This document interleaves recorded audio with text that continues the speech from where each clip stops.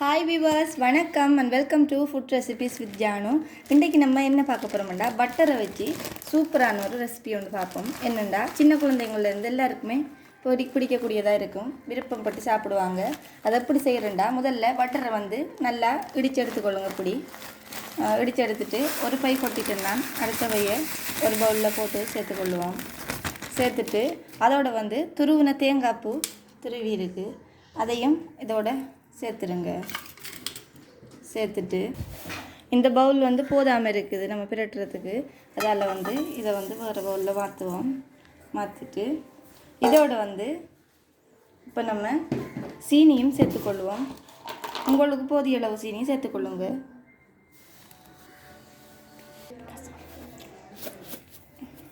போதிய அளவுக்கு போட்டுக்கொள்ளுங்க. உங்களுக்கு எந்த அளவுக்கு சீனி வேணுமோ அந்த அளவுக்கு நீங்கள் சேர்த்துக்கொள்ளுங்க.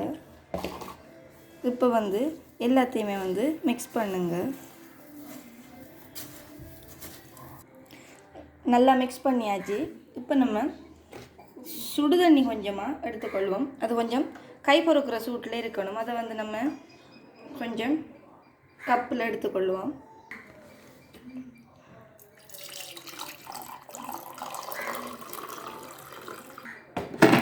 இப்போ நமக்கு ஏற்ற கணக்குக்கு சுடு தண்ணியை ஊற்றிட்டு மிக்ஸ் பண்ணுங்கள். இப்போ நம்மளுடைய வட்டர் ரெசிபி சரியாயிட்டு. இப்போ நீங்கள் இந்த அளவில் உருண்டை பிடிச்சி எல்லாருக்குமே சர்வ் பண்ணிங்கண்டா சரி.